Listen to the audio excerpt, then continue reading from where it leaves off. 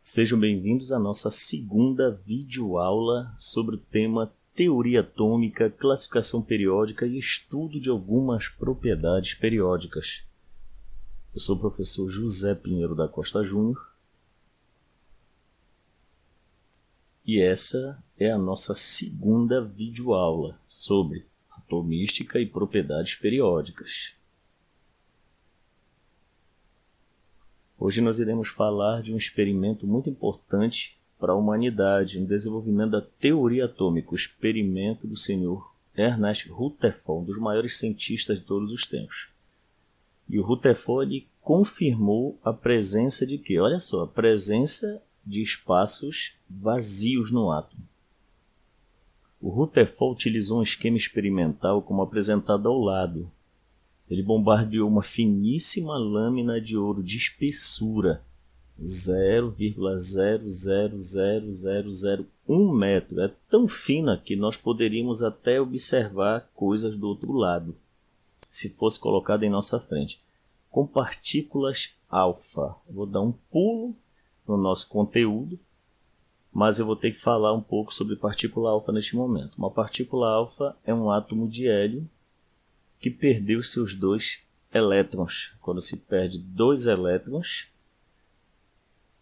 o átomo ele fica positivo. No caso, uma partícula alfa, então, é um átomo de hélio que perdeu seus 2 elétrons. Só quero lembrar que o átomo de hélio, lá na família 18 da tabela periódica, e algumas 8, que é o grupo dos gases nobres, o átomo de hélio tem 2 prótons, 2 elétrons e 2 nêutrons. A partícula alfa só tem 2 prótons e 2 nêutrons. Moral da história, a partícula alfa é positiva.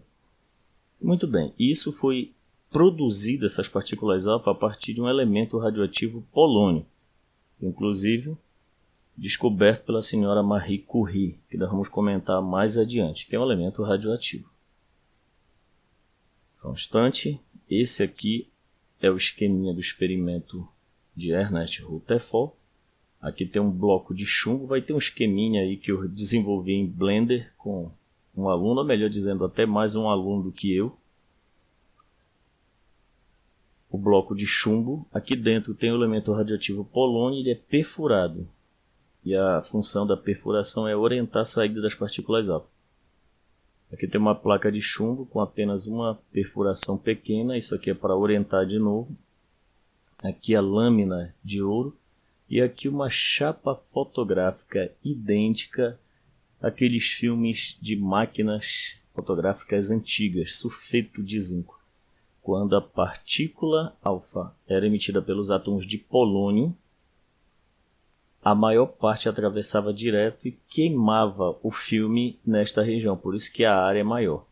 Algumas eram defletidas para cá, que a gente vai comentar, para outras posições, e que também queimavam o filme em outras posições. Comparando as áreas, é possível saber o número de partículas. Um exemplo clássico é uma área ocupada por 100 pessoas idênticas e uma área ocupada por uma pessoa dessas 100 pessoas idênticas. É óbvio que a área de 100 pessoas idênticas tem que ser maior 100 vezes do que a de uma pessoa dessas 100 pessoas idênticas. Foi assim que foi comparado e foi calculado o número de partículas alfa. Mas vamos às conclusões do senhor Ernest Rutherford, que vale ressaltar. Esse experimento foi feito por 2 alunos maravilhosamente brilhantes, o senhor Geiger e o senhor Marsden. Conclusões. Muitas partículas alfa atravessam a lâmina sem sofrer desvio. Por que elas passam a lâmina sem sofrer desvio? Porque a matéria está cheia de espaços vazios. Quero fazer apenas um comentário também a mais. Se você observar, muitas paredes de alvenaria apresenta aquele fenômeno que a gente costuma falar na nossa região, que pipocou a tinta. né? A tinta começou a ficar estranha, começou a sair água da parede, umidade. Por que então a água consegue atravessar a parede? Porque a parede tem espaços vazios. Uma comparação.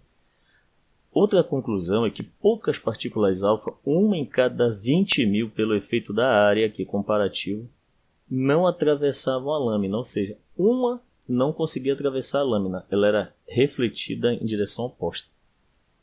Uma em cada 20.000. Algumas partículas alfa sofrem desvio de trajetória ao atravessar a lâmina, que são essas aqui, ó. A massa do átomo está praticamente toda concentrada num só ponto, núcleo, com os prótons e nêutrons. Faço até uma correção que nêutrons nem tem mais acento hoje. Os elétrons giram em torno do núcleo na eletrosfera. Foi a conclusão que ele obteve, até porque o átomo ele é eletricamente neutro. Então, se tem espaços vazios, uma das conclusões importantes é que o núcleo deveria ser pequeno e muito denso, pesado. Agora, nesse momento, eu vou passar um vídeo que foi construído com a ajuda de um aluno. Na verdade, trabalhou muitíssimo mais do que qualquer um aqui nisto. Um vídeo em Blender que tem 63 segundos. Então, vamos lá.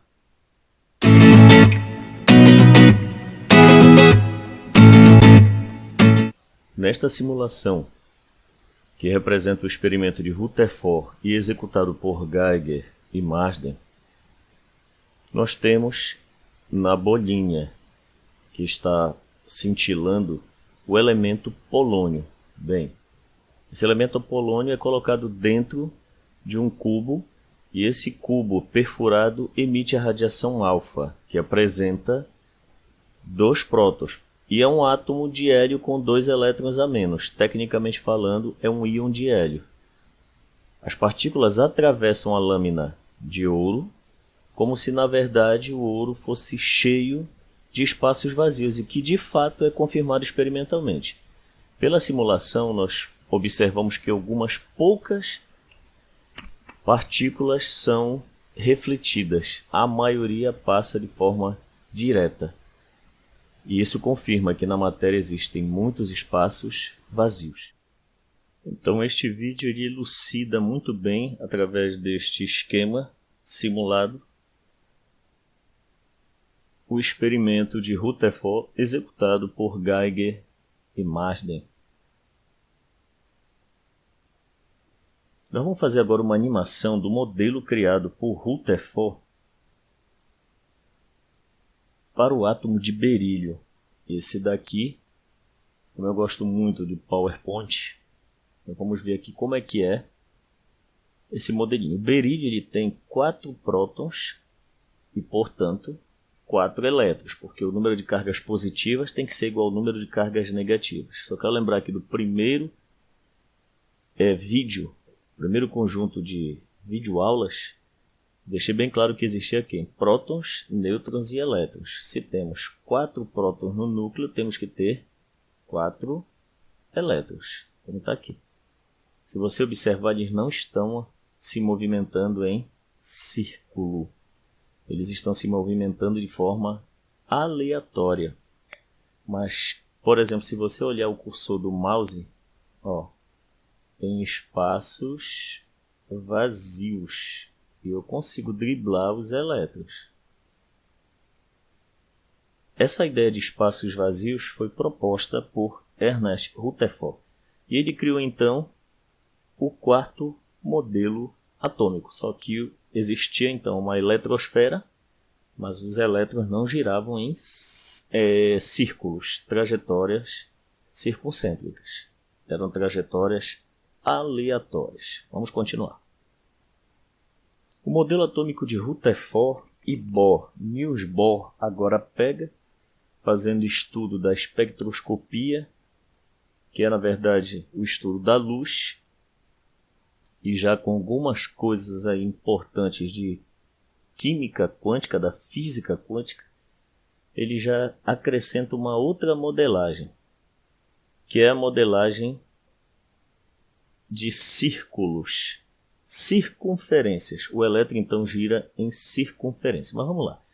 O cientista dinamarquês Niels Bohr relacionou as raias do espectro descontínuo dos gases às variações de energia dos elétrons contidos nos átomos desses gases. Nós vamos, inclusive, no decorrer dessas aulas, apresentar alguns, se não me engano, um experimento sobre essa questão das emissões gasosas de elementos químicos metálicos que apresentam cores diferentes.